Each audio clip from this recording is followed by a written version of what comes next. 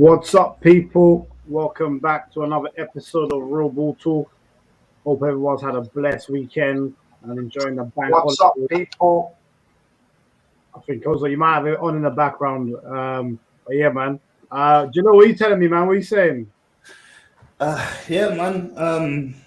Not much to say. Not much to say, but yeah, I guess we'll be getting into it today, man. I hope you boys are well, man. Yeah, man. No. Well, for sure. What are you saying, my guy Jeff? What are you telling me? All good, man. All good. Yeah, interesting weekend and that, innit? So. Yeah. No, very interesting weekend. And last but not least, got a special guest on today. What are you saying, Kozak? You good? Yeah, I'm good, man. Thanks for having me on, man. No worries at all. No worries, man. So you know what I'm saying, people. As always, make sure you smash the likes. If you're new to the channel, subscribe. All that good stuff, man. We can keep it moving. We keep it rolling. Let's get into it. I think the idea would have been to start off with Liverpool Chelsea, as on paper it was by far the biggest game of the weekend. But obviously, the Banter FC club, Comedy FC, took over once again, getting smashed 5-0 by Man City. I actually predicted 4-0, so I was a bit off. Do you know what you predict again? 1-1. On the show, I predicted 2-1, not 3-1, 2-1. But in our chat, I predicted 1-1. Yeah. Yeah, I mean, boy, I can elaborate on it. To be fair. Yeah, you can elaborate. Obviously, we got pumped 5-0. You know, like awful goals conceded. You know what I'm saying? The clown himself getting another red card.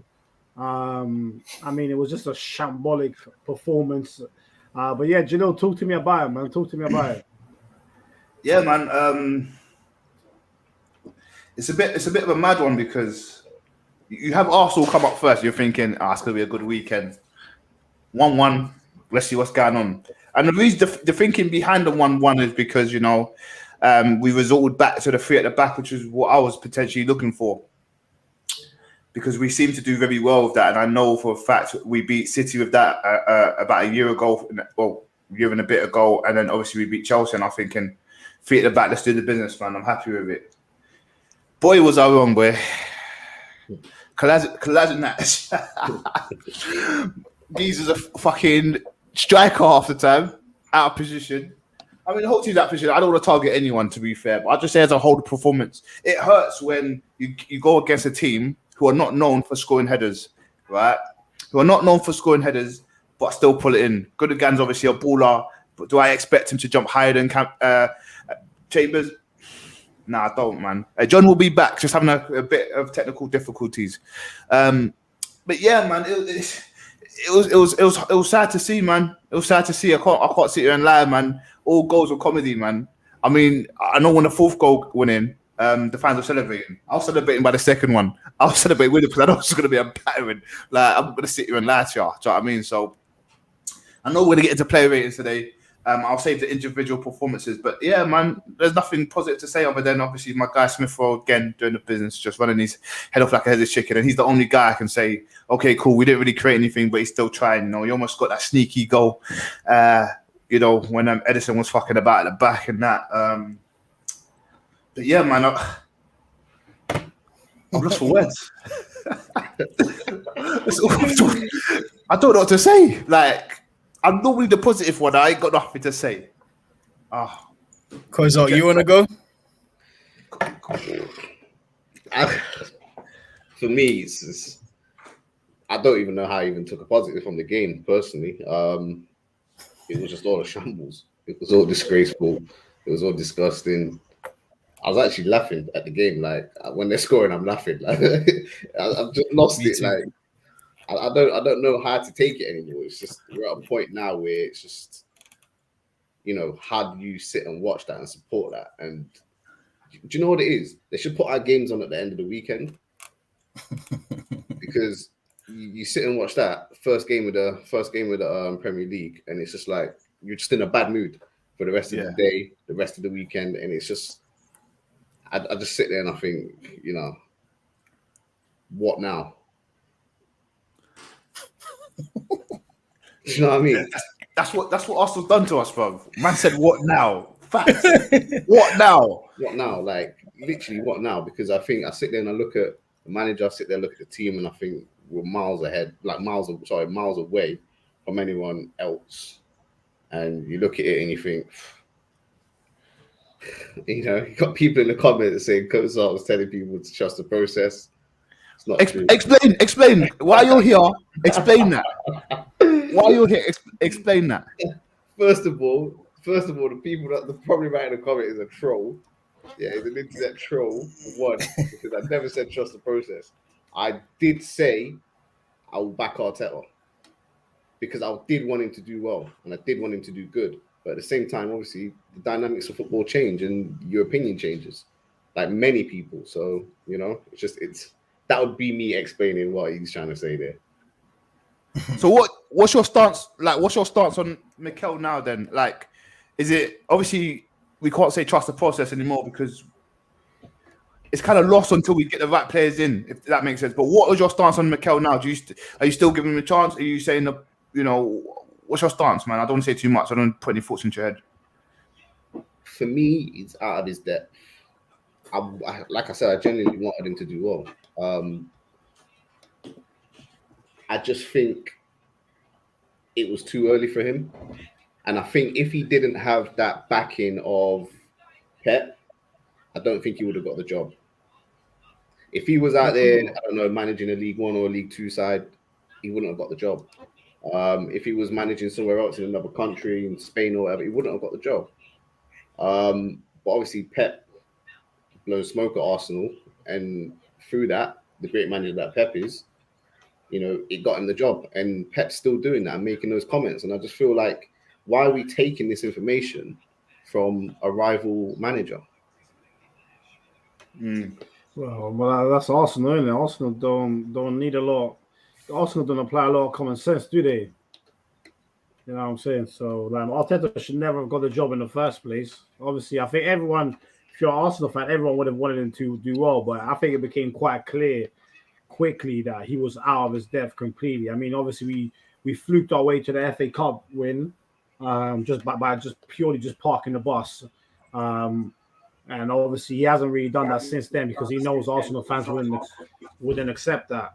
But yeah, and then since then, obviously, I know you're talking about the players, but is it he signed Pablo Mari and now Pablo Mari can't start a game ahead of Kolasinac?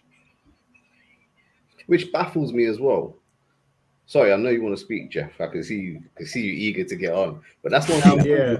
That's one thing that baffles me as well. Talk about Kolasinac because you know he was a player that went out on loan last season and got relegated.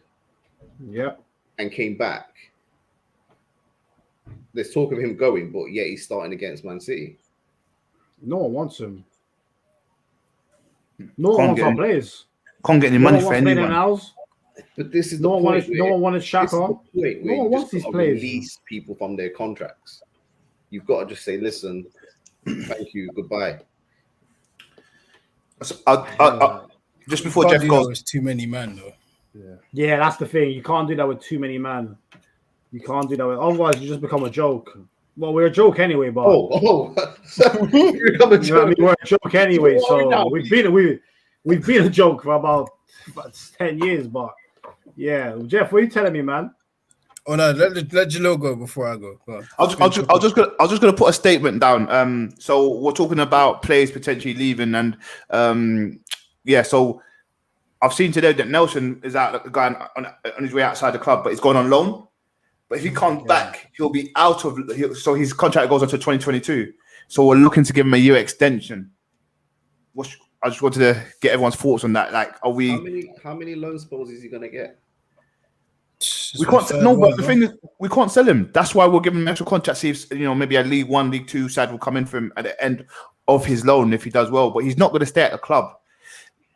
Is this confirmed or is this just like talks? Sky Sports. It was on Sky Sports. This all. Yeah, Romano just said that he's going to Feyenoord for 1 year. If we're offering him a new deal, it's pointless. The Xhaka one I got more, like why we ended up offering him a deal. Just because if you have good Euros, and even though we know he's not good, everyone knows that. I think everyone knows that anyway. But if like I don't like him like that. Like I said it many times. I think he helps and hinders Arsenal all at the same time. But If you had a good Euros and whatnot, and the best deal you can get is £11 million cash and £4 million add-ons, then if we offer you a year contract and you have a good year and your wages are probably like 4 or 5 million a year, and we end up getting 21 million, then kind of break even. You're cool with it. Like, it don't really make too much difference if you get a year extra or not. Like, no, it looks bad because it's like, oh, we signed a new deal, but all you done is just signed an extra season. And if you have an okay season and someone from Serie A wants to come back in for you, then you can bounce, innit? Like, I don't think anyone really wants Xhaka at the club long term, especially, and he didn't do himself any favors on Saturday because that challenge was crazy. I mean, just stupidity. That's all that challenge was, just stupidity. Again, a coward taking a coward's way out, but I'm not going to talk about that guy that much. I'm just fed up of Xhaka, to be honest. He's just tiring, bro. So when you say a coward taking a coward's way out, do you think he did it on purpose? It's just someone who's brain dead, who's just like, yeah, man. It's just like, you know what, game's not going my way. Let me try and make a stamp on it. But his way of making a stamp is by doing something stupid. You didn't get. I just, do you know what it is about the red card? Bro, you dive in 2-footed. You know the rules are simple. It's not even debatable. Pogba done something similar. Yeah, but Pogba was one leg. Pogba was one leg. Pogba was one leg, but it was actually more. Realistically, if we're being real, he actually connected it more. It was worse, but he didn't get. I don't think he even got a yellow for it. If I'm being not mistaken. I know the thing is with Arsenal. Unfortunately, we've got this connotation now. Xhaka, if he does something mad, we can send them off, and Arsenal fans will be just get onto him. They will never think about the ref, which is fair enough because that was a stupid challenge. If we're being real, I'm not going to sit here and defend the kid because you know. 2-foot. I know what I'm doing 2-footed, if you know what I mean. You know what I mean? Like, if I'm doing 2-footed, you know what I'm trying to do. Like, I'm trying to clamp you. So, but with Xhaka, he normally wins those though. Do you know what I mean? He wins the ball and then it moves on. But unfortunately, I've seen him do it before. Tackling's his worst quality, bro.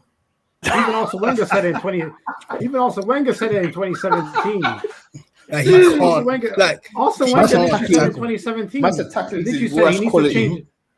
He literally said he needs to change his tackling technique. Arsene Wenger literally said it. Because, bro, like, even the Pogba, like, I see that a couple times. Like, it's not the same thing. Like, it's not the same thing. Your start slightly showing and you overstretching with one leg is very different to leaving the ground with two and hitting your man. Like, like his one looked like Xhaka's one looked like a drop kick. Like, you see when like a small wrestler like was batting like the Big Show. Yeah. Tries to go for the leg, like drop kick your leg. That's what it looked like. It was like, bro, what are you doing? Like, why did you do that? But then if someone who's got 44 yellow cards and 4 reds, like, your disciplinary record kind of speaks for itself, innit? Like, at this point, like, there's not much you can really say, innit? Like, this is a 28-year-old, almost 29, in this prime experienced footballer as well. Yeah, like, I remember he did a mad challenge against. We were 3-0 up in one game at home, yeah. And he cleared someone on like the touchline. Swansea. Yeah, there was no threat. He cleared somebody. But you know, when it was his first season, so you're thinking, all right, cool. Like, first season, he's still like 23. He's young. Like, he'll learn from it. Like, because we've seen like Vieira. Like, when Vieira was at Arsenal, Vieira had a terrible disciplinary record for like 2 years. Then it got better. You're thinking, all right, this guy, we'll give him some time, innit? 5 years now. Bro, like, you're the senior player in this team, or one of them, especially in that team the other day.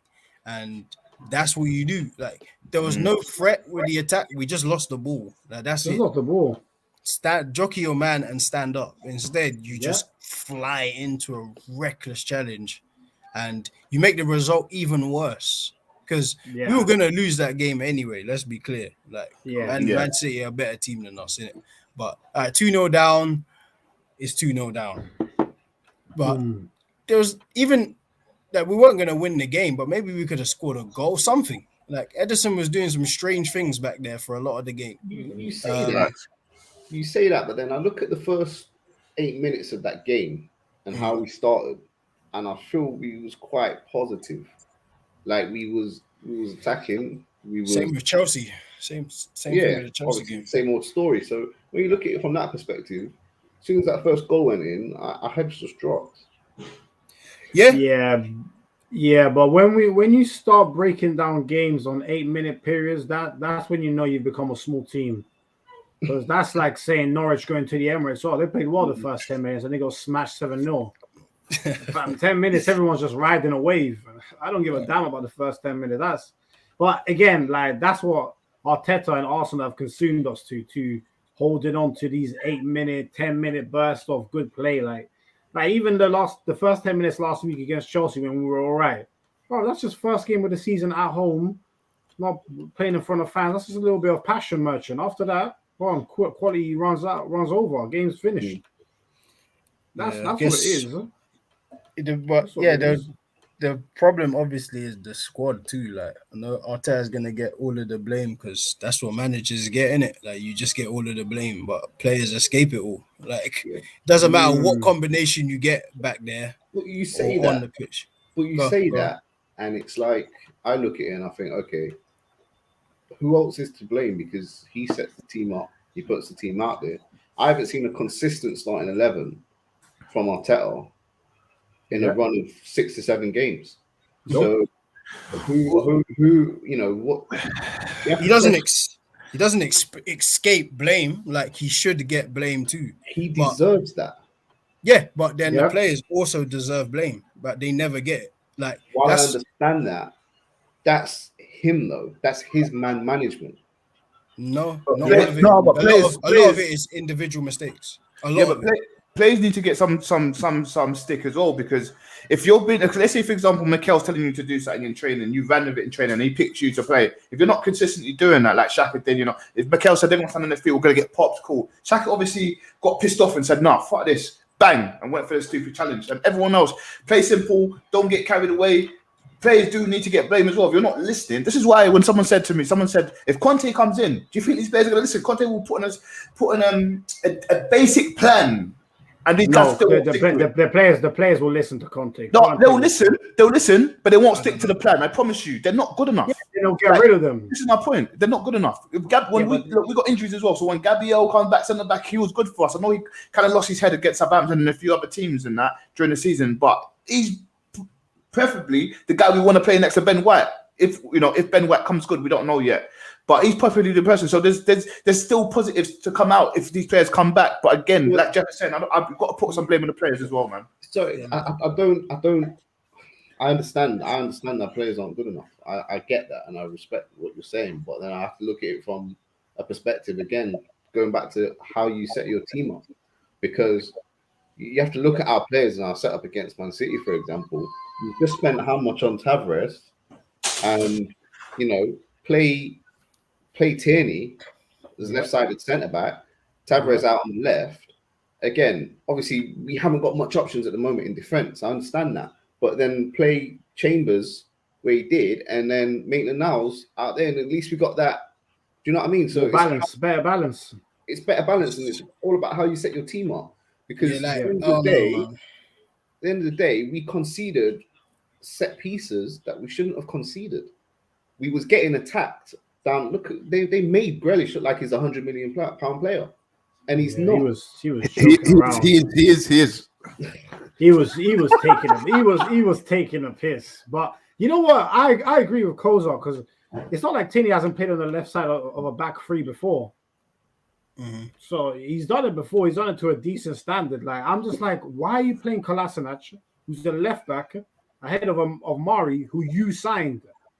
Mari was Arteta signing. Mari had 2 dreadful games, so he couldn't really play again, could he? But that's your fault then if you sign an awful player.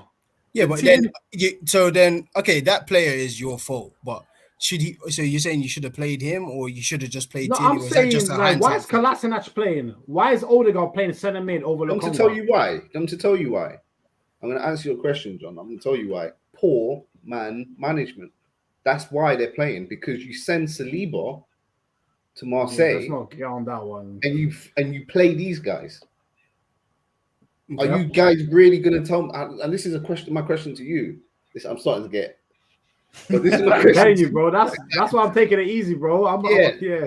My question now is like, are you guys telling me? And I say this to Arsenal Football Club. Are Arsenal Football Club telling me that these players that they fielded against in defence and I'm talking directly about Holding, talking directly about Chambers, who have been at the club for a number of years now and haven't put in a consistent run of play. Are you telling me that these guys are better than Saliba? That you said wasn't ready? Let me answer that. Let me answer that. Clear mistake. Let me answer that. Let me ask you that. I'll give you a scenario. Me, John, Jeff, we're normally in this show, yeah? We're normally in the show. Let's say this is our team, yeah? If we bring someone on the show who keeps swearing, we're like, stop swearing. Like, you say a lot of good points, you've got a lot of good followers, stop swearing. And you keep doing it, you kind of got to go. We don't know what's going on behind closed doors. Saliba is a good player. We know that. We've seen what he does. But if he keeps doing something what we don't know of, but the board are seeing and it's pissing them off, he's got to go, man. If he's not sticking by the lines, he might have challenged Mikel. And to be fair, a lot of people who challenge Mikel, like Guendouzi and a few others, are kicking rocks. But if Saliba's a good player, yes, he's a good player. We all know that. Yeah. Yeah. But what I'm trying to say is, if he's not sticking to the rules, if he's not following the plans, if he's not doing this, and if he's being uncoachable, why should? But who said it yet? But what rules has he broken though? That's what I'm saying. We don't know. This is what I'm trying to say. This is what I'm trying to say. There's no other reason why he shouldn't be. He should be gone. That's what I'm trying to say. Tell us. They need to come out and tell us. I feel like we slipped straight back into that non-communication that we got at the latter part of Arsene Wenger's career, where he'd come out and he'd say something, but it's not direct. And we sat there and we're looking at Sky Sports and we think, what does he mean? Like, I used to sit there and I used to watch Arsene Wenger and I think, what is he on about? What is he talking about? Like, I understand what he's saying, but what is he actually talking about? And I'm getting that same thing from Arteta. Come out and tell us what he's doing. Because these players come out on social media and say, I played 2 games for him and he said I wasn't ready. And now he's in Marseille, getting clearances, putting in tackles, winning balls. So what is he doing then? Because I need to know what he's doing wrong. As an Arsenal fan, I need to know what he's doing wrong that Holding and Chambers are doing right. Because whatever they're doing on the pitch, it's that if you believe as a coach that is right, then I can't support that. Yeah, and I think just to add on to your point, Kozo, you look at it and you look, Maitland now has clearly had a direct falling out of Arteta. Obviously, David Olsen came out today and said something about Maitland Niles said at the beginning of the summer he wanted to commit now to being a fullback, which is interesting because that means Arteta could have played him there, but he hasn't. So you have him. Obviously, Ozil clearly fell out with him. We saw that by his tweet at the weekend. That proved it again. Guendouzi has fallen out with him. Club. Yeah, I think it's a bit of Arteta. I don't know, because he said trust the process in it. Arteta had to take the brunt of that because he's the new manager. It's just the Oli syndrome. Like, see how Oli is like the wall between Man United fans and Woodward. That was the same thing. Like that whole Ozil thing started with Konami, did it not? Like it weren't an Arteta thing. Yeah, he was outspoken about that concentration camp issue, and Arsenal denounced themselves. But he played after that. But they'd already denounced themselves from Ozil, really. So that's where the problem started. That's not Arteta. That's trust the process. Ozil and Arsenal. Trust the process came from Arteta thing. No, it's not. Trust the process came from the board. Remember, trust the process came from the concrete sun, and then Eddie ran with it, and now Mikel said it. So that's trust the process. He's taking digs upstairs. Not that at Mikel. I'm telling you that. I thought trust the process was an Arteta. It was about Arteta. It came from the start. Yeah, it was. It's about the whole. It's about Edu. It's about everyone because Edu ran with it, and Edu said it the most. Trust the process, and Mikel had to run with it as well because obviously he's part of the process. You get what I'm saying? So that was. So let's give him, that's not Mikel. All right, so let's give Arteta the benefit of the doubt with Ozil, even though they probably have fallen out. But let's give him that benefit of the doubt. We've got Maitland Niles, Saliba, and Guendouzi. So that's 3 players already. Obviously, Bellerin now we're trying to set him, but we can't. He's been very quiet the last 3 weeks. Hasn't said anything. Like I don't know, man. We're giving Maitland Niles and Guendouzi a pass. Like the only issue here, the only clear error is Saliba. There ain't no error with Maitland Niles. I've said many times, Maitland Niles is just a player. He doesn't have a position. He's not a right back. He's played there. He has all of the attributes you would think to play right back. When he plays, he doesn't. He's a centre mid who is not good at interceptions, not good at short passing, doesn't dictate play. Changed, bro. Like, he's not good at anything. So, like, if you played right back for a while, Like he was like rotating with Bellerin at a point. When Bellerin was injured, he played a lot of his time out there. He wasn't good. You played centre mid for West Brom. You didn't even make a good enough impression there. And West Brom was that was the position you wanted to play. So like that bit, I gave up with Maitland-Niles after you gave up in the Europa League final, and I watched it. Like, bro, like I'm cool. Like you can't give up in a game, and I want to play. Like boss out. And then that one, I'm not even here. I can't hear that one. And Guendouzi, there's 2-3 instances of you like ousting the manager. Like however you feel about the manager, there's a direct. Like I can't speak out of turn against my manager. That's not how it works. Like you don't just. But is that what he did? Yeah, Oh, it happened twice. So was it not the Brighton thing where he started speaking about the wages of the not other just at players? Arsenal. It happened at by the way. Dubai, and it's happened at Lorient too before Yep. he got to Arsenal. So Yep. he's got a habit of speaking out. So it depends. Like obviously, everyone that you take what you want to take in it. But if you got a history of speaking out against something, and then I'm just the one to say, listen, I'm not the one. Like you'll go. Like don't matter how good you are. I'll roll with the manager on that one, because if regardless of how you feel about a manager, you respect the chain of command. That's how I look at it. Because it's very funny because I think in Arteta's first 6 months or so, everyone was kind of bigging him up. All the players were really coming out. I think David Luiz came out, spoke very well of him. And then the year after that, when David Luiz was asked about Arteta, didn't he pretty much not say anything bad, but kind of ignore it? So it seems like even Aubameyang, he was bigging up Arteta when he first came in. Nothing since then. Like, to me, it's and I think, I don't know, some media reports, they're inconsistent because the real people that are close to Arsenal are never going to come out and say anything bad against Arteta. The people like David Ornstein, until it's literally on the brink of getting sacked, then they'll come out and say all the true stuff. But I don't know, the squad, it's already not good enough. And if you're going to start having issues with, like team harmony, then you're not going to go anywhere. If you've got a bad team, at least one thing you need is harmony. And we don't even look like we've got that. And that's the dynamics of football, because when you look at it as a whole, Ozil was a big problem for the team in general. I was a big fan of Ozil, but it was a big problem.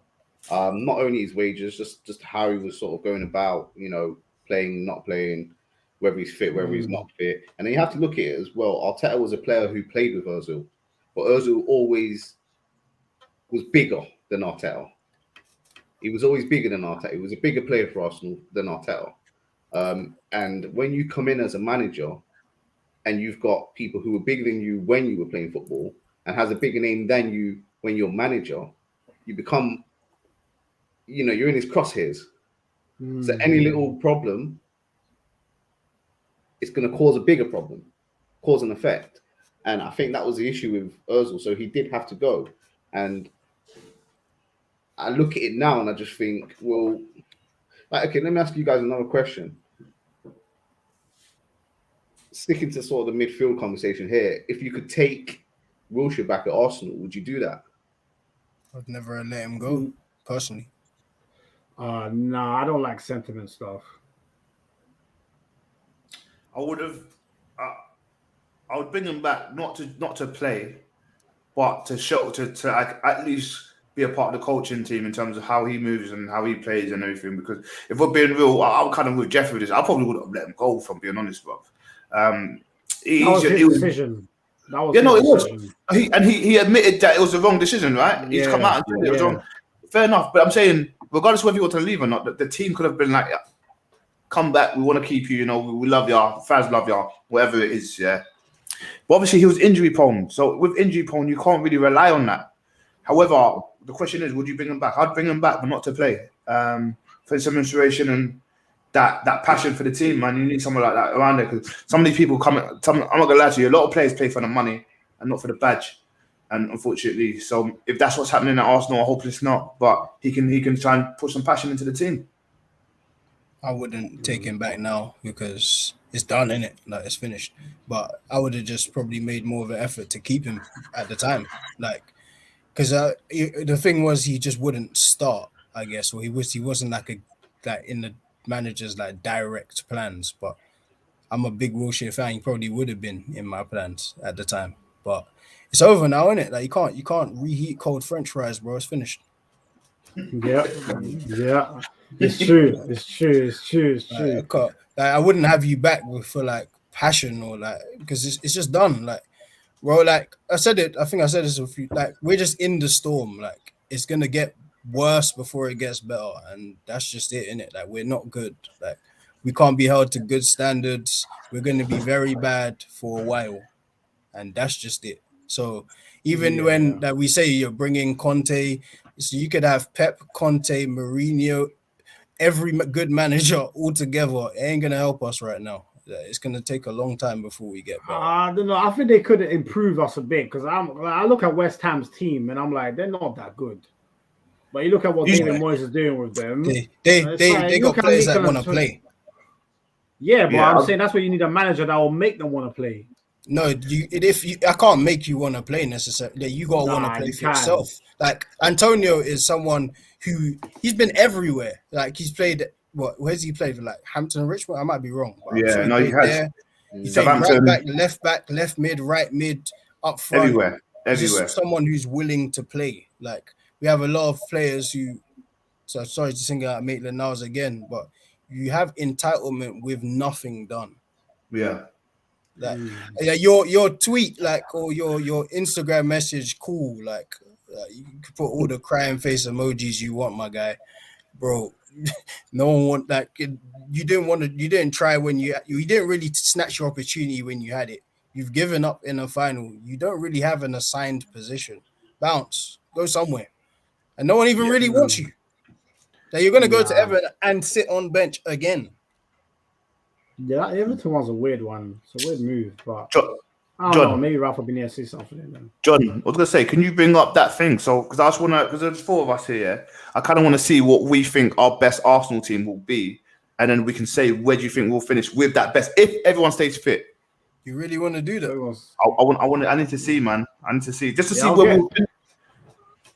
Yeah, I'll get up in the background. Let me read out some of the comments. Big up the Smith saying like and subscribe, folks. Big him up. Big up Dermo in the building. Hope you're well, my guy. Saying big up, lads. Gunas 30-1 for relegation is worth a $5. Promise I'm not taking the piss. Boy, is it actually 30-1? That says it all. Big up the Near Post podcast. Go subscribe, people, my guys. Everyone in this stream are better than Xhaka. Yep. I ain't disagreeing with that. And Demo says Edison was literally taking the piss. He actually was taking the piss. He actually was taking the piss. This is the thing about that comment there, because you look at it and everyone's saying, "Oh, Pep was probably getting mad with Edison," but then he probably went in at half time and Pep probably said to him, like, "What are you doing?" And he probably just looked at Pep and said, "Certainly Arsenal." No, facts. You know what I mean? And it's kind of like you look at that. He wanted to, like, I think it was the last 20 minutes of the game. He was like near the halfway line. Yeah, he was like that early on in the game too. They kept telling him to shoot, innit? I don't want to go back to the game, but they had Laporte playing number 9. Like, oh my days, I saw that as well. Yeah. So their heat map, Man City's heat map was on our half of the pitch. Our heat map, in fact, the whole game was on our side of the pitch. Everything was happening there. The thing is, the difference is, we were asked to press, and everyone was pressing, but Aubameyang in my position, if you watch him, he was just waiting for a move. But they were killing us with press. Like, everybody was pressing us. That's the difference. They can do it, we can't. Yeah, what is our press? We can't press. We can't press. We cannot press. We would, if we pressed against Man City. But if we pressed against Man City, we would have got popped. Like, I'm not even mad at the containing thing, but if you can see the goal in but bro, we did try press though. Jeff, look at the third goal they scored. Literally 2 passes from the keeper was a goal. The one that Edison just passed us straight through to the halfway line to Ferran Torres. Bro, what is that? That was dumb. Come on, Edison was unchallenged. The only person that tried to challenge him was Elmer Smith, and he almost got a goal out of it. Then, well, even then, like, he still did the same thing. He still did the same thing. Still popped it and gave it back to. He said, "Give it back to me." He was having fun. He played as a centre back that game. He was a sweeper, man. He was enjoying himself. He literally had fun. He had fun. I mean, but yeah, let's do this quick. Let's. I can't believe we're really doing this.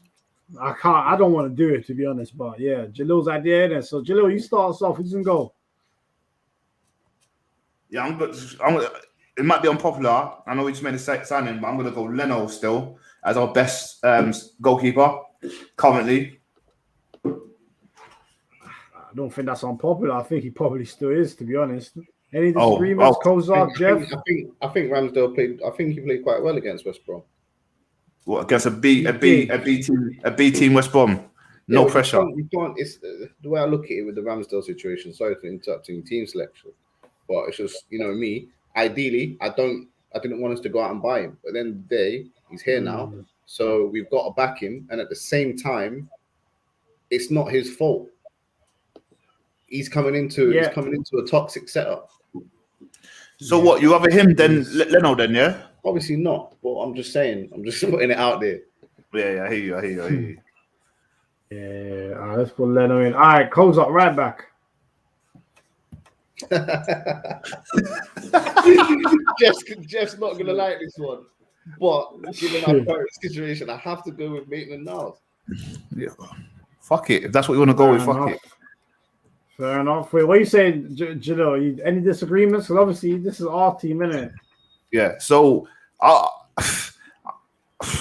we got no one. It's vacant because I'd leave it empty. I could argue with you. I could argue with you and say Cedric. But yeah, but he's I could argue and say Bellerin. I could argue and say Chambers. I'm not going to argue with you. No, there's no argument. There's no argument. Bellerin. I'm picking Bellerin. If you say Bellerin, I'll just have to respectfully say goodbye and just leave this stream. I can't. I'd have to choose Bellerin over. I told you, Maitland-Niles is like you see in like Football Manager, like you have your preferred position or like their good position. Yeah. He doesn't have one. Like it would just be blank. That's what I want to do with this position right now, to be honest. Leave it blank. You got to put Maitland-Niles in there. I prefer Bellerin's crooked dribbling and bad crossing over Maitland-Niles. Well, then you could turn around and you could say that a more disciplined Cedric would be better than the both of them. Yeah, but then we're adding like variables which aren't the case. John, who you going with? This is the hard one. I'm going with whoever you guys are going with. I literally don't want it. I literally don't want anyone. I'd put Lacazette there. To be fair, I might agree with you. I might put Lacazette there as well. That's why I said I can't believe we're doing because the team is not going to be like it's not good. This is the only. I think this is the only. Okay, let's leave this to the last bit because this is the hardest one. Centre backs. I think we have it in our head who we want to put there. No, not unless we can cancel loan deals. Who's on loan? Saliba. No loan deals. Okay, I'm just gonna say you lot can disagree if you want. I was gonna go Gabriel and Ben White for the foreseeable future. Yeah, it has to be by default. Yeah. And then, I'm just going to butt in again, but you have to look at the team setup as well. If it was three at the back, I genuinely think that a three centre back of Gabriel, White, and Saliba, that would be amazing. Yeah, it could be. Saliba's not here, bro. I know, but we can cancel it. Just give Marseille their money back. I don't even know. If I'm honest, I don't even know if Saliba's good or not. We don't know. But bro, when are we going to find out? We ain't. We're not. That's over. That's finished. Like, it's finished. In general, imagine that. We like the League One stuff. Like I call it a farmers. I don't know if anyone else does. So I can't be happy that you play well in a farmers league. No, but to be fair, like I just can't. Yeah. So I don't know. What are we doing then? Are we chalking out all of Mbappe's goals last season then? Is that what we're doing? Yeah, because that's an anomaly in someone who did well in the World Cup. But we see someone like Pepe who like your 22 goals means nothing now because you don't even want to attack your fullback with all the ability you have. Fair play. Yeah, but that's kind of I don't know. I think with that one that can be harsh because I saw someone say yesterday that says, if PSG, for example, yesterday had won 5-0. Everyone will be cussing the team they beat, saying they're crap. But when Norwich go to Man City and get slapped 5-0, it's like, oh, well, they put up an effort.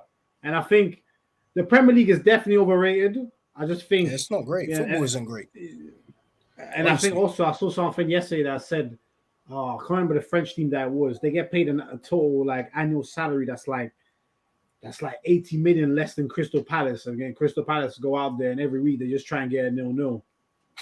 And you know what I'm saying? So obviously the Prem gets a lot of like media backing, but I hear what Jeff is saying. Obviously Pepe, well, we've seen him now and we've seen what Pepe's about, innit? Like we paid more than we were meant to pay. Way more. Which is what we do, innit? We bought Ben White for 50 million. Yeah, that's the market though. Like if we're being real, Ben White, Grealish, it's the market. Unfortunately, like we can't change that. That's how it is. That's different though. That's different because if you look at it, how football is going. If you say okay, Ben White and they're in Grealish, they're English players. English players always go for more money for some whatever stupid reason. And he's 23. So, so I agree with Jeff when he says we did pay too much money for Pepe. Because if you look at Pepe, I'm not saying Sancho in terms of the values that they both went for. We shouldn't have paid that much. Yeah, like apparently, like even like the installments, like other teams weren't looking for that much. Like we went 20 million or so higher than what other teams were looking. We could have probably got a right back out of that as well. What's his name from Newcastle? Maximum. We could have got him for a lot less money. That was a problem. Yeah, and he's serious. But anyway, man, left back. What are we saying? It's got Tierney. It's got to be Tierney, innit? If we're going best. And I feel sorry for this guy because we're going to damage. Sorry for who? Sorry for who? Why? Because we're going to damage him. What? He's damaging himself. He's shit. No. He's not. Last week you said you weren't shit. Yeah. He's a good player. No, Jeff, my bad.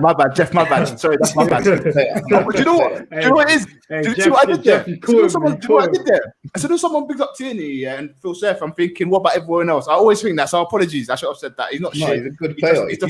If you take Tierney and you put him in the Chelsea squad, or you put him in, even if you put him in the United squad right now, he'll do well. He's going to do well. We're damaging his credibility as a player. Yeah. So, can I ask a question? So, last couple of games, like 2-3 games, what would you give Tierney out of 5 in terms of performance and what he's been doing? Me personally, there's no discipline coming from the management side of the football. So, what I'm seeing of Tierney is I'm seeing a frustrated player who's getting pissed off with the current situation around him, and he's losing discipline and pushing up when he shouldn't be pushing up, and getting caught out of position when he shouldn't be getting caught out of position because he's playing with a defense that don't know how to defend. So me personally, I'd give him about a 6 or 7, but that's only because I know and I can see what he's trying to do. 6 is a bit high. I couldn't even give him a standard for the last 3 games, man. I'd give him a 4. If you put 11 Tierneys in that team, we're finishing with Champions League football. I don't disagree with the mentality. Like the mentality, maybe, He's kind of overcompensating for bad centre backs at the moment, and even attacking wise, I said like critique. Like I like him a lot as a player, but like his range of crossing, he just needs to pick a better range of crossing because it's not always the pullback isn't always on, or that driven cross isn't always on. So you need to have a better variance of crosses. Like some of the crosses against Brentford where he was in great positions, like you're beating your right back consistently and you're a left back. That's not even your job, but you're there and you're going past your right back. So if you make the half a yard, just pick better crosses. But again, like with you got someone like Pepe, where even when like I guess Arteta first joined, like Pepe would arrive late at the back post. That's what you're taught to do. But then in games like that, you're just standing somewhere. So I don't know, man. There's a lot of things as to why the performances are the way they are in it. Yeah, man. But let's rattle through this team so we can do some quick player ratings before we talk about Liverpool, Chelsea. Centre mid, who we got sitting? Lokonga or Partey, but I don't think Partey's more sit. I think Lokonga, Partey, they're the same player to me. It depends how you play them. If you play like a 4-2-3-1, which you've just done, I would have to sit Lokonga and Partey. Yeah. But they're both that sounds nuts. Yeah, that sounds mad because we actually need a proper holding because they both are more box to box and they like to do attacking way. You would like someone like I don't know, a Rodri and Didi, someone to sit in and Fabinho, someone to sit and pick up the ball. But let's see how it goes, man. Listen, Yeah, let's see how it goes. Maybe it's just a case this is the good thing. This is the good thing as well about Xhaka getting a red card. I know I'm really like everything happens for a reason, but one good thing that we might see is these two actually have a partnership in midfield against Norwich. Yeah. If he picks Partey will be back training next week, so let's hope. Yeah, this week. Yeah, it could be like you said, Koza. It could be a blessing in disguise because sometimes that's how these things work. They take something like this for managers to see the light and say, you know what, maybe this is what I need to try. And obviously, Partey's been injured anyway, so Arteta hasn't had a chance to do that yet so far this season. But let's see if it happens. Yeah, I think. What are we saying about Cam? I'm probably. It's got to be Odegaard. Yeah, I'm gonna say that. I was gonna say Smith Rowe on the left. Yeah, I want Smith Rowe on the left from. I want Smith Rowe. I don't want him there, but that's why I'm gonna. Like, I'm not gonna pick Saka on the left. I'd pick Saka on the right and just Pepe X him out. I'm with that. You can just sit on the bench. I'm with that. And not because of ability, just about what you bring game on game. You don't show enough. Do you like Pepe or something? What's going on? You look surprised. You like Pepe? I think towards the end of last season, I think Pepe was doing quite well on the left. Yeah, he was. I think he was doing quite well on the left. So I would have to say, for me, if it was my setup, they called me tomorrow and said, "Listen, Koza, what 11 do you want us to field?" I'd have to put Pepe out on the left and give him a run of games there. Which is why he didn't get a chance last year. He had like 5 good games on the left, and then Arteta just switched him back to the right. Just like when Lacazette scored 3 in a row, and then he gets dropped for Nketiah. I know about this Pepe. Random things. Because Pepe, like when the season's kind of done and we already know that we're fighting for what's the shit called? Europa Conference League. Then you want to show that you can do things and you want to attack your fullback. But when there's games of significance, you don't. So just based off that, like again, it's not based off ability. Like ability is 30% of football. So if we're going off ability, Quaresma should have been one of the best in the world. It didn't turn out that way though. Yeah. Big up the Smith saying Smith Rowe and Ready Man, Pepe and Saka gotta be on the wings. I'm just not sure about Smith Rowe on the wings. I can't lie. I don't like it. And I have to agree with John there because the problem with Smith being on the wing, I don't know if you've noticed, but he drifts into midfield. He drifts into midfield and he tries to attack the goal direct on. He isn't a left-sided player. He isn't a winger for me. He should be, for me, I would have given him the number 10 shirt. He should be in rotation with whoever is playing centre attacking mid. So if Odegaard is having issues or does need time out, throw Smith Rowe and give him a game. Put it this way. I'll put Odegaard right, Smith Rowe centre, Saka left. Now that you said that. If it was to go down to my three, if it was to go around my three there, I wouldn't play Smith Rowe. The reason why I wanted Odegaard to come in, I wanted there to be competition. Playing both of them, you'll probably have a stronger team, but you want a bit of competition, which means one of them has to play better than the other, right? So that's how I see it. If we're going down to it, boys, it might be unpopular again, and especially in the way he's been playing recently, I'd have Martinelli on the left. It's crazy, I know. I'd have Saka on the right, and I have Aubameyang up top, and I have Odegaard there, and I wouldn't start Smith Rowe throughout the season. He'll be a flip up of the energy he has. You could even argue, Jalil, that for the way that we're playing at the moment, because I think Lacazette is vitally important to us. So I'd even say Aubameyang on the left. And then how else are we going to utilize it? Yeah, I see. I think that Aubameyang on the left thing it had its period where it worked, but now I don't know, man. Like the Aubameyang Lacazette thing, let's be all be honest. They should never have both been signed within a 5-month period of each other. That was weird. Like Aubameyang and Lacazette have never really been a natural fit to me. I think they've helped each other sometimes because naturally as well they've got such a good relationship that they've really made an effort. And I think Aubameyang was very clinical off the left-hand side, but Yeah, you got to play him up top. Yeah, I mean, I'm not a fan of him up top. It's just his hold-up play is just shambolic, but he's still the best goal scorer. That's the trouble. But Lacazette, I think I'm done with both of them. But yeah, boy, who are we going for? Who are we going for up top? Go on. What are we saying? It's got to be Abba. Yeah, me too.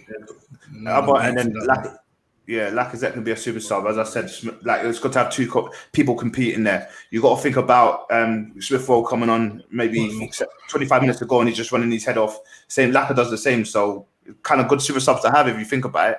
Yeah, I'll just sell Lacazette now. Yeah, just I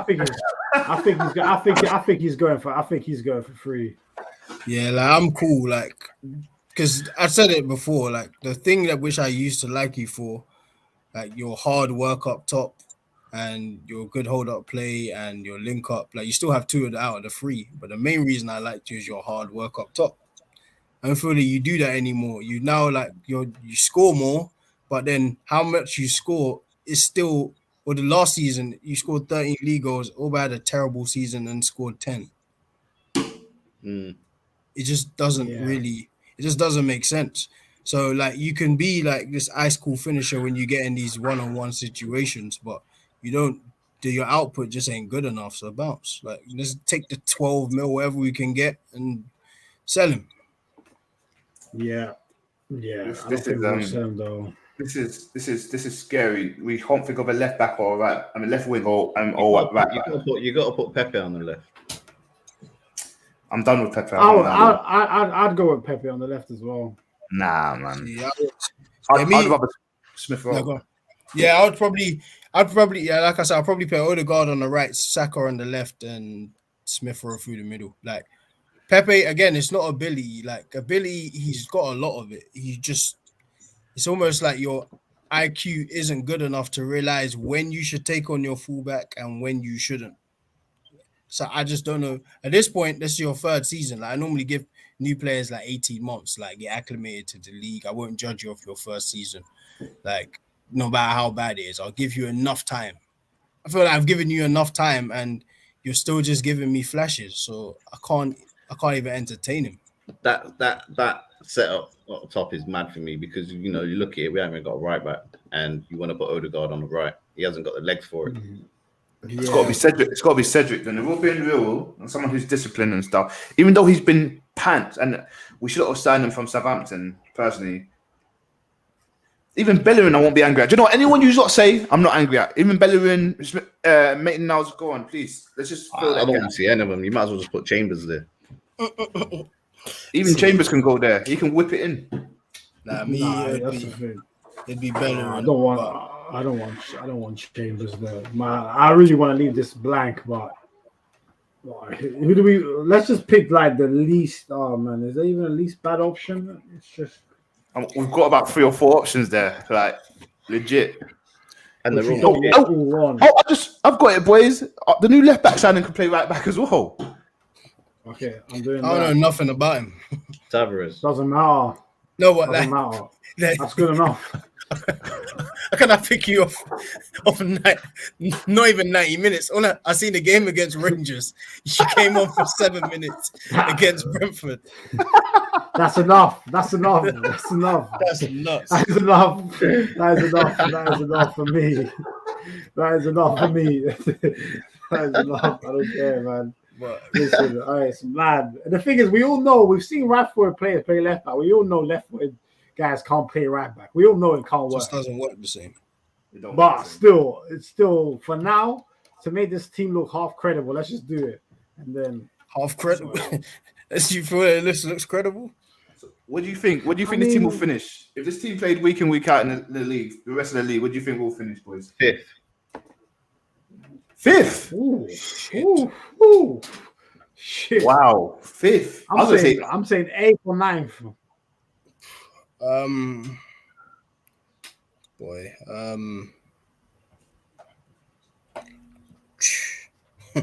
6th or 7th, I'd say.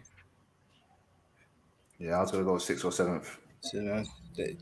So, our lack of service to the front man is the most worrying shit to me.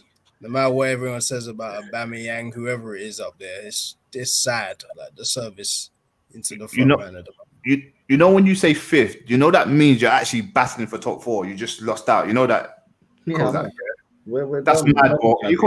Do you think this team could potentially challenge for top 4? Because that's what 5th means. You know that. As it is. It don't necessarily mean that though. Saka on the right, Pepe on the left, Odegaard through the middle. That's our strongest squad. That's what I would go with. But for now, we're going with this. But listen, boy, that was another depressing. That took us way longer than it should have, and it wasn't for a good reason that it took us that long. It took ages. Ages. If Arsenal had anything about them, I would go get St. Maximin and Traore on the wings. Absolute entertainment at the least. I like wingers that get the full, but I don't want Traore anywhere near my club. St. Maximin, yeah, but not Traore, man. Not someone with no end product, bro. John, I'm sorry to say it, but I would take Traore from Wolves, man. Even though he's got no end product. Look, I'm gonna say this to you, yeah. With a poacher, we've seen what he can do as well with Aubameyang. Like, if anything comes to the box, if he can just get onto it and just tap it in or something. Aubameyang can't head though. No, but like I'm saying, on the floor, because he does do low driven, or he just gets into the box and does that last quick, gets to the edge and then does that quick push back, and then someone just taps it in. I would have him on the right. I'm not gonna sit here and lie to you, bro. You don't want to hear it, but I would have him. Koza, would you take him? I'd have to say yeah. Oh, snap. I'd have to say yeah. No, I would. I would have to say yeah. Like at the end of the day, we lack pace. We've lacked pace for a while now. And when we did have pace, and I'm speaking about Walcott, he wasn't our best player. He was getting 10 to 15 goals a season. You know, we need pace, and we haven't got it. Like you said, we need to start attacking fullbacks. This is why you've got to put Pepe on the left, because at the end of the day, although he is inconsistent, he does occasionally get at defenders, and when he does get the ball, he does bring us to a point where we could potentially score. Yeah, no, definitely, we definitely have. And that's what you want. That's what you want. Yeah. You know, Grealish. You know, he was doing that to us for 90 minutes. And that defender from Chambers was fun. He's even the fastest player, Grealish. Nah, he's average speed. Yeah. You know, so I would take him. I would take him. Yeah, that Chambers defending, I was actually like, by that I was in tears, man. I was crying with laughter. Bro, I was crying after the first goal, bro. I was like, "This is." Let me ask you guys a question. So I've watched you before, and I've heard you speak about owners and stuff like that, and I don't really want to make or take the conversation there, but I have to ask the question: would you take Arsenal being relegated if it meant a change in regime from owners to directors to management? That's a great question. That's a layered question, boy. That's a good question. I can go first. Do you want to go first? Where do you want to go first? Well, whoever's going to answer it, go first, innit? That's a very good question. And I'm going to say no. I wouldn't take a whole change just to get relegated, if I'm being honest. I think the issue that we have at Arsenal is that we kind of don't like change. We think change is a negative thing sometimes. And when change is done, we expect it to be done quick, if that makes sense. Like, we need it to be done straight away. Well, that's not the case, because with everything that's gone on now, everyone thought I was joking when Mikel come in. And I wasn't specifically talking about Mikel. I was talking about the whole Arsenal as a club. When I said it's going to take about 3 to 5 years to fix, everyone thought, nah. And then you get fans who gets upset after every game. I'm saying, like, we ain't that good, but we are good enough to compete. And unfortunately, things didn't go to plan. And I said it in the first 2 seasons, we're not meant to win anything. That's why when we won the FA Cup, I was like, that's crazy. How did we win the FA Cup? And, we're going against, I think it was Chelsea and City and a few others in that run. Having said that, I said when Mikel comes in, there needs to be a plan, and we need to start again. and that needs to be ran with. And regardless whether he goes or not, I still stick by it's going to take about 3 to 5 years. Now we're about halfway through. I'll say about another 3 years, 2.5. But I would not take relegation ever under any circumstances. No. I mean, I personally would I take relegation? It's a tricky one because I'm just worried that if we get relegated, I'd just never come back. I'll just start supporting someone else and not come back. I mean, I'm already kind of there right now anyway, but like, yeah, I heard about you. You're a Man United fan now, yeah. Listen. I was gonna support City, but Ronaldo let me down and went United instead of this. So yeah, man, it's a bit deep, but yeah, but listen, man. To be honest, I'm kind of like, I don't know about you, Koza, but me in 2014 when we won the FA Cup and everyone was happy, I was saying that's the perfect time to sack Wenger. Not even sack him. I think his contract was out. So I was saying, don't renew. Let's try and start fresh now because our squad wasn't that bad at that time. With a couple of players, we could have done something, but we didn't. And I felt like we sacked Wenger too late. We then took our time with Emery, and I think we're going to take our time now with Arteta as well. And I think over the last 4 years, our net spend has been more than Chelsea's. So it makes you think that it's not all about how you spend, about how much you spend, but also how you spend it and the assets that you have. We clearly don't have assets that we can sell. And clearly when we buy players, we don't buy the right profile. So, but would I take Arsenal being relegated? I think if you ask me really that deep down where worst came to worst, I'll probably say, yeah. Sometimes it has to get bad before it gets better. And I think so. If you probably deep down, probably say, yeah, man, let's ride it out in the championship for a year. Jeff? So I don't really like the owners, but I don't know if I'd like something as drastic as relegation to happen for a change to happen. So, Yeah. But it's a hard one. Yes, that's a tough question. I think for me, like you said, I think things have to get worse before they get any better. I just look at the owners, I look at the current owners, and I think they're not going to sell Arsenal. You know, we recently had Qatar. Is it Qatari interest? Correct me if I'm wrong. Qatari, yeah. Interest from them. I think if they wanted to, they could throw 10 billion at the Cronkies, and I still don't think they would sell. So that's just me personally, because it's too much of a profit for them, because we've got such a fickle fan base who still go out and support this team. And then you have to look at it from another dynamic and think, okay, you know, what else can we do? Can we protest? We protested and nothing's worked, nothing's changed. Then I think, okay, one thing that we haven't tried is empty stadiums, because personally for me, that's one of the reasons why Arsene Wenger got sacked, because they've seen a record number drop in, you know, how much people actually come into games and the match day turnarounds and stuff like that. So I think, okay, if we start giving them empty stadiums, what's that going to do? It's going to sack Arteta. Yeah, okay, cool. But then is it going to change the regime in terms of the directors, Edu, you know, Juvenais? Is it going to change them?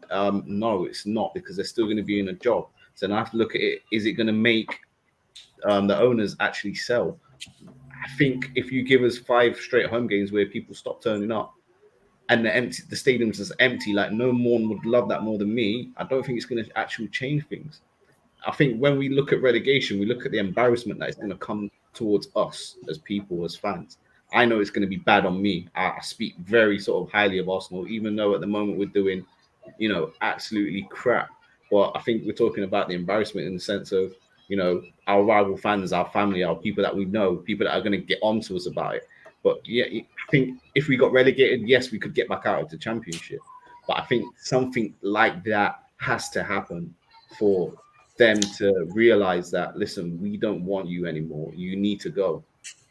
Yeah. That's coming from you're right. You're coming from a ticket holder as well. Season ticket holder there.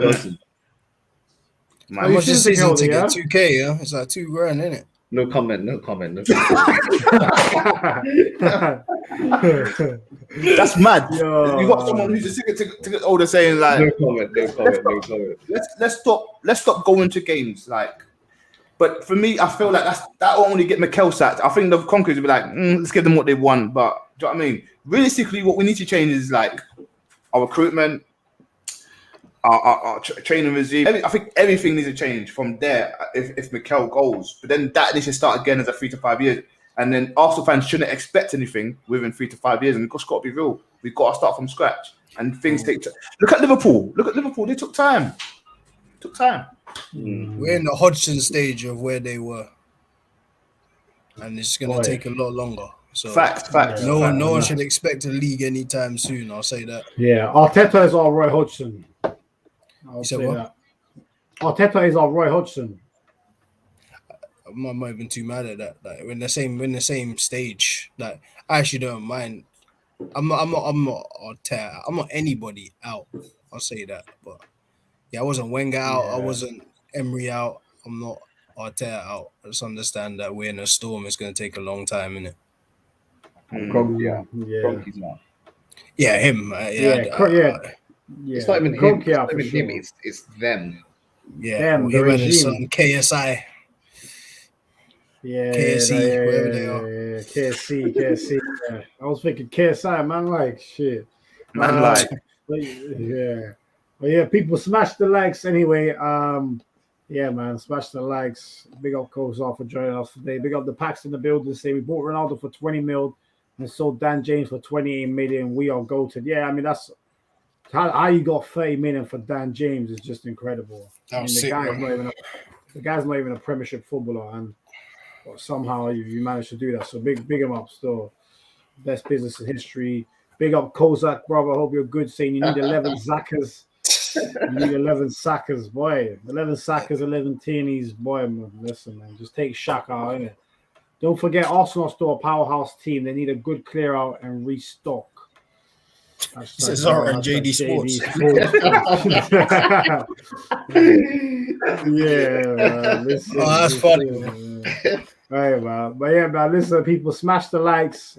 We're going to do a very, very, literally, probably take about 2 minutes to do super quick player rating, and then we need to talk about Liverpool, Chelsea. So we'll do, I'll start off and then we'll go around. So Leno, I'm going to give him a 7. I thought he made a lot of saves. Could have been like 7 or 8 without him. So I said, you know what, let me be generous. Let me give him a 7. Could have been a 6 because he could have saved the first goal, maybe, actually.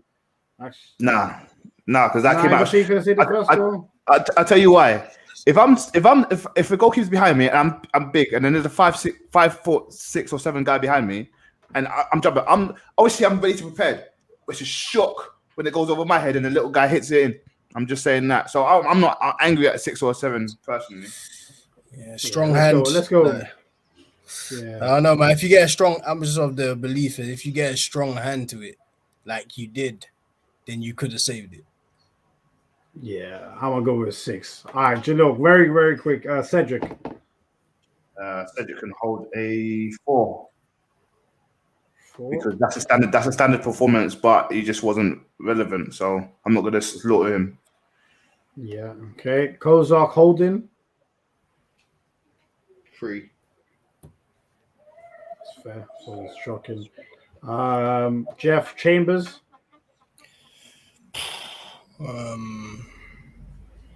We give minuses. You can, Nah. Yeah, No. Minuses are allowed. 0 to 10, bro. No, please. minuses are allowed. 0. If you're going 0 to 10, then 0. Cool. Fair. He didn't do anything right, so I'm not mad at that.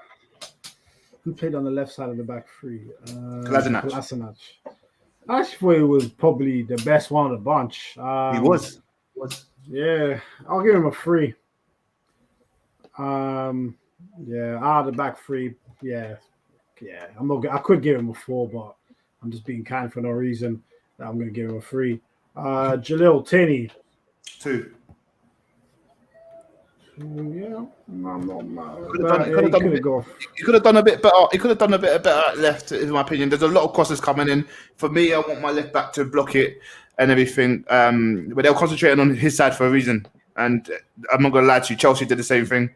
You don't like to see it. I'll be honest, you don't like to see it. And if they do concentrate on that side, you do want your left back to be like, yeah, come this side, come over here. Try that shit over here. But they kept doing it, so you know my stance on that. I think Kozak disagrees, but don't say it, man. Come on, man. You're on the show. Say what you need to say. Say it with your chest. Real ball talk, yeah. That's disgraceful. But Hey, well, yeah, but listen, that was Jalil's rating. So today we're keeping it stepping. You can change it. No, but we you know debate what I it. We debate it. We debate it. Go on, go on. mean? Usually, but today we need to move quick in there. All right, Koza, who's next? Who's next? Shaka. Yeah, Shaka. Don't let me down, bro. There's only one rating here. Bro.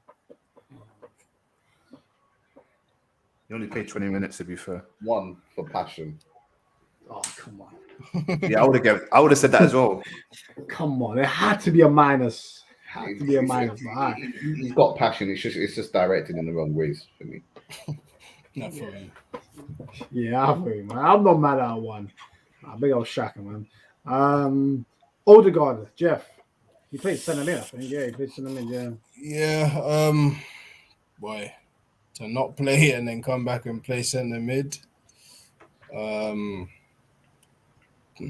say like a 2 or a 3. No fault of his own. Just I don't expect you to come in and play very well against Man City in centre mid, personally, especially when you're not that. Yeah. I'll do Smith Rowe. I'll give him a 2. I thought he was very bad. Like I thought he lost the ball so many times. I get he was trying to drive past people, but he just kept losing possession. And yeah, I thought it was probably his worst game of the season so far. He hasn't really had a bad game. He was decent against Brentford, okay against Chelsea, but I thought he was bad against Man City, but so was everybody else. So 2 or 3. Yeah. Jalil Saka. 2. Kept making the wrong decisions, in my opinion. And for someone who loves the guy to bits, I can't sit here and defend him in any way, shape, or form. So for me, he has to hold a 2. Yeah, no worries. We lost Kozak. He was going to get Aubameyang. So, yeah, maybe that's Aubameyang's rating. But, Jeff, what are you saying? Aubameyang, what are you giving him? Boy, it's like a 2. Again, like I can't. There's not much.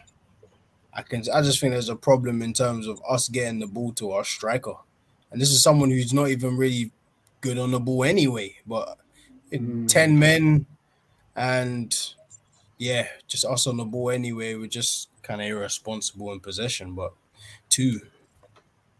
Yeah, Koza, what would you have given Aubameyang? I'd have to say, for me, it's gonna have to be a 3. He's we need a bit more from him as a captain. Personally, he's not my first chosen choice to be captain, but if he is taking that role as a centre forward, I need to see a bit more from him. I need to see him talking to the team. I need to see him contributing more, and that's just how solely for the Man City game would be a 3 for me. Yeah, that's fine. That's fair. I would have given him 1. That did fuck all. I don't know why he's getting a 2 or a 3, but like I don't know where them ratings are coming from. In my opinion, done nothing. 2 or 3 ain't good, yeah. Yeah, no, it's not. But 2 or 3 for me is okay. He tried. Smith Rowe tried. Odegaard tried. Odegaard was out of position and he tried. Like for me, I would have given him a bit higher rate because I felt kind of felt sad for him. He's out of position. He's playing midfield by himself for the rest of the game. Let's be real. But Aubameyang did fuck all. Didn't even press. And when he went to press, he was doing all half-hearted. So when you see that, yeah, he can hold a 1, man. Yeah, I mean, listen, 1, 2, it's all bad, but yeah, man, it is what it is still. But listen, man, it's a shame. Like Arsenal, like I said, they keep taking over the headlines for all the wrong reasons. We got Norwich straight after the international break, which has turned out to be a 6-pointer because it's literally bottom against second bottom, which is just a joke. But yeah, it's at the Emirates. I don't know if the TV people are going to set up to be a time where it's all set up for another, like banter FC moment. But I think we'll win that game. I think we'll find a way to win that game. But yeah, I don't think it's going to be easy. And I think the fans. Wait, Koza, did you go last week? No. Okay, yeah, because it'll be interesting. Because I think there were quite a lot of empty seats given the game last week against Chelsea, right? Yeah, I'm not going. Jalil knows what I'm like at games. I'm not going there to do that. Sorry. Yeah.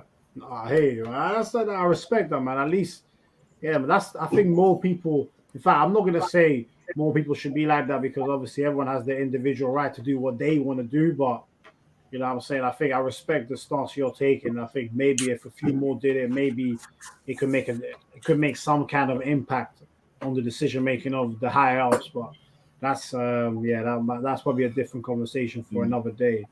Um, but yeah, man. But let's just last 10 minutes. Let's just talk quickly about Liverpool Chelsea. Like I said, it was the big game of the weekend. And yeah, like Chelsea took the lead. Havertz, great header. Before they looked dangerous, and then there was the controversial moment for halftime. Reece James, red card, handball, penalty, 1-1. And then fair play to Chelsea. They rolled out the second half relatively comfortably, given it was at Anfield. They didn't really, I don't think they gave up a clear-cut chance in the second half, like 3 or 4 long shots, but you expect that. But I thought, like, that's the type of game and result that if you're Chelsea, you're coming out thinking, yeah, we might be a buyer this season in terms of fighting for the league. Gillo, what did you make of it?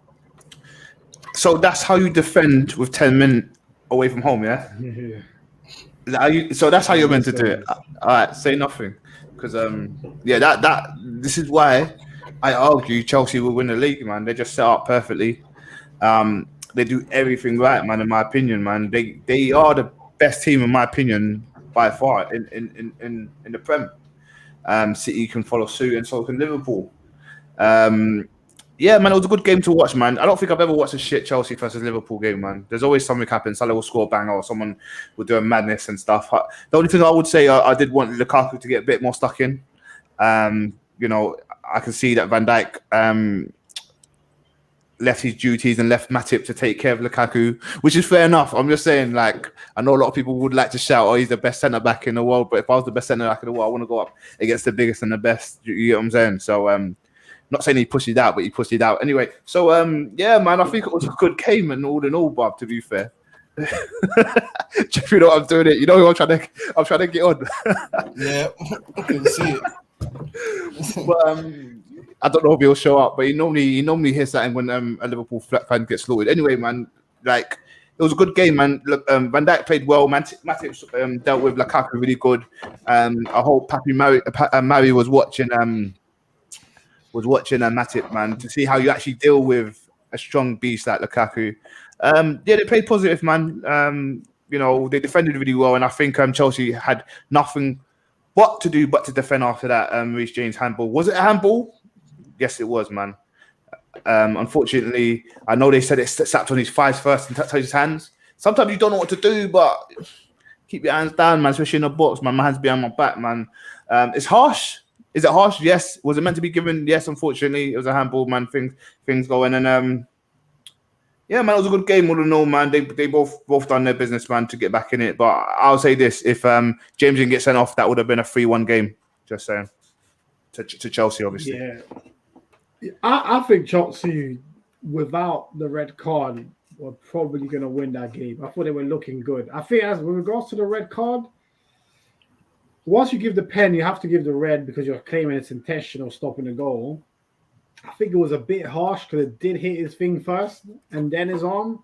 And it's like, how do you put your arms behind your back in less than half a second? It's almost impossible. So, but yeah, man, like, obviously, you had Chelsea winning the league. So I think right now you're not looking too bad right now still. But, Koza, what did you make of the game, man? Like, what are your thoughts? Shit game. Inconsistencies of the ref that we see week in, week out. For me, there's no way that he can sort of remove his hand in that position. Just not put himself in a position to obviously concede the penalty and get sent off. But at the same time, it's just, for me, you see the weekend's challenges. It's the inconsistencies of the ref. I feel like we need to start bringing more foreign refs into the game because when I say the game, I mean the game over here. Because over here, what we see week in, week out from these guys, it's not enough. You do have VAR, but it's just nothing's changing, is it? So with regards to the game, for me, it wasn't the best. Would have been better with both teams having 11 men, but it's just how it goes. Football. Yeah. And in terms of like, because obviously, who have you got winning the title this year? For me personally, I think that it's going to be a close call between City and Chelsea. Yeah. City and Chelsea. Yeah, for me, it's got to be them two because I don't really see anyone else surpassing them, if that makes sense. Liverpool potentially could keep up, but I feel like as the seasons go on, Liverpool, they haven't got the same sort of bite in them that they had, 2 seasons ago. So I think they'll probably come third. Leicester will probably come fourth. Leicester? Yeah. Leicester fourth, yeah? Yeah, I think Brendan Rodgers has got it, man. Okay. You think this is the year that they get over the line of that? Because the last couple of years have been almost there. You think this year they get it? Yeah, personally. So who did you have dropping out of the top 4? Who did you have third? Liverpool. So Liverpool third, and then probably Leicester fourth. Okay. So United don't make it. Don't get it. Okay. I don't know. This whole Ronaldo thing, it's changed the dynamics of the squad, but it's what you get out of him. For me, they're probably gonna have one of the best defenses in the league, but I don't think they're gonna. I think they'll be fighting for top 4. I don't think they'll get it. Yeah. Unless they change management. Yeah. If they change management, then it could be a scary thing. Yeah. They get the right I agree. I think I think Oliver will probably be the person that holds them back in it. Just laughing at the comment. Hey, is that actually your brother? Is that actually my man? I say, well, Captain Morgan, no chaser. Oh, mate. Yeah, no chaser. He's a United.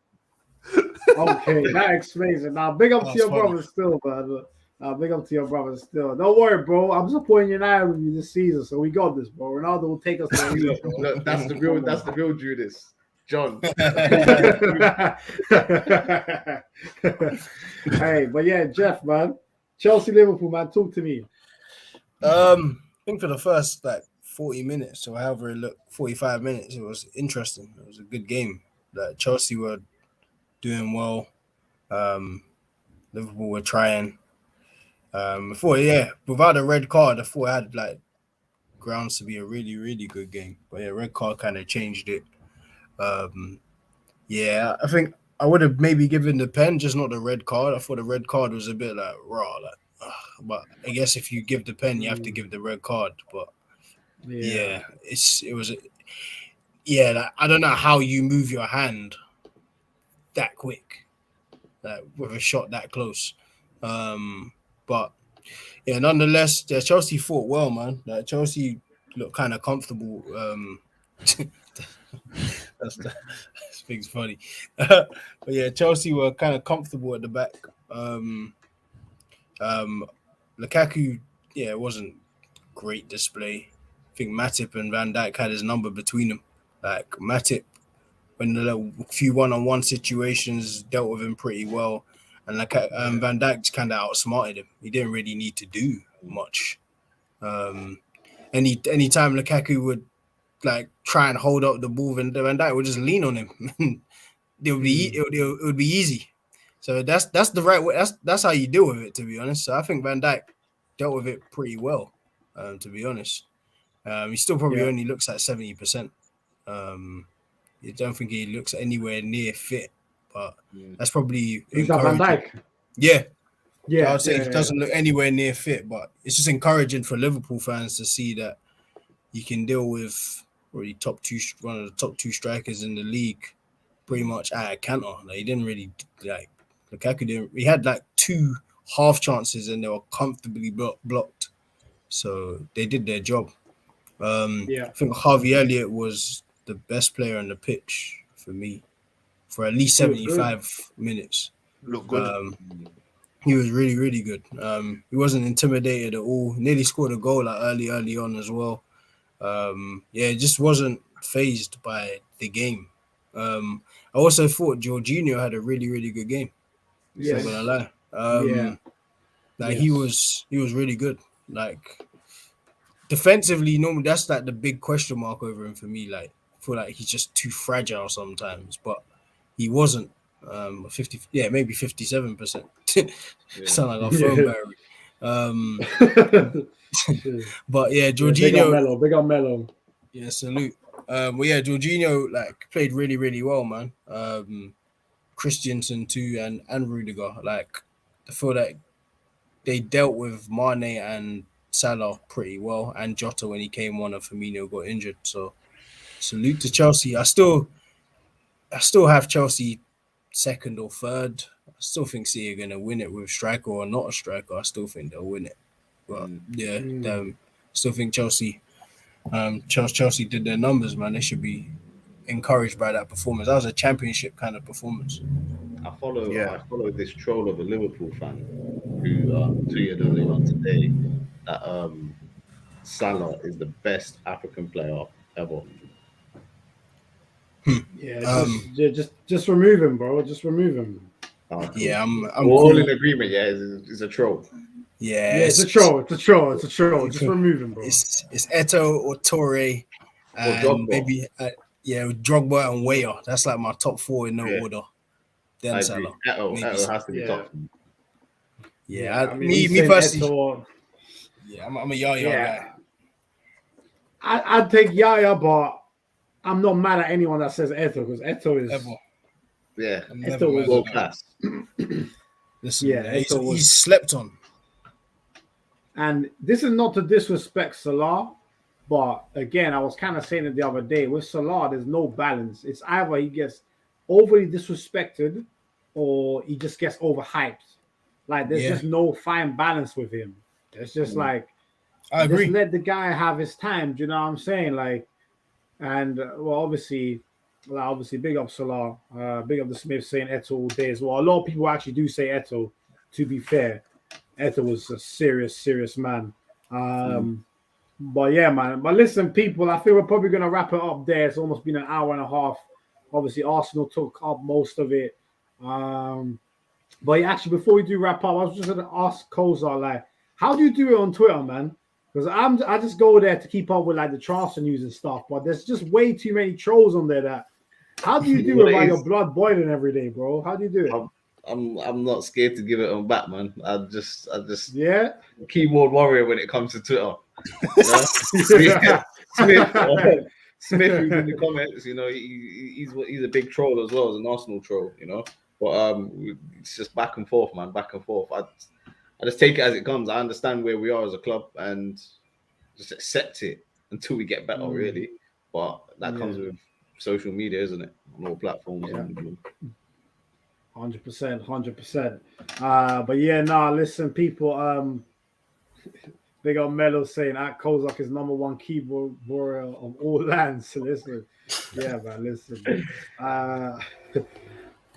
I'm an Arsenal realist. I like Mr. Trust the process. Kozak, listen. Yo, I'm gonna need to look at your timeline, Kozak, and see if you said trust the process. No, Smith actually works for Twitter, so. You know. Oh, say no more. Okay. Yeah, he works with Twitter. Nah, big up Smith still. Smith, big up Mello. Big up everyone in the chat today. Obviously, to all our usual subscribers or people who watch our videos, Kozak's Twitter's there, so go follow him. Man. You know, just click there, follow, give him that quick follow, and obviously, if he says anything mad about Arsenal, just unfollow him. Man. You know what I'm saying? Well, big him up for coming on today. Much appreciated, bro. I appreciate it, man. I appreciate having a conversation with you guys, man. It was enjoyable, man. It was nice to sort of be in the space man. You know, view some opinions. Yeah, hopefully we can get you on again. Hopefully when it's a better result for Arsenal, innit? Yeah, definitely. You know what I'm saying? Your little nose, man. Just give me a shout, man, anytime, yeah? Yeah, man, 100%. Obviously, we got you now on Twitter as well, so it's all good. And yeah, man, big up Jalil and Jeff as always. We should be back on Wednesday with another debate show. We need to decide what we're gonna debate this week. But yeah, it should be a good one. Big up the Smiths, bigging up the stream. Much love, man. Much love. Kozak's the black Jim White. Jeez, here we go. Is that you, yeah? Sky Sports and that. Ignore this guy, man. All right. But yeah, man, obviously Rash couldn't make it today. He's away with the fam, but obviously the message from us stays consistent. Say no to all oppression, keep aware of everything that's going on around the world, and always remembering that love always wins.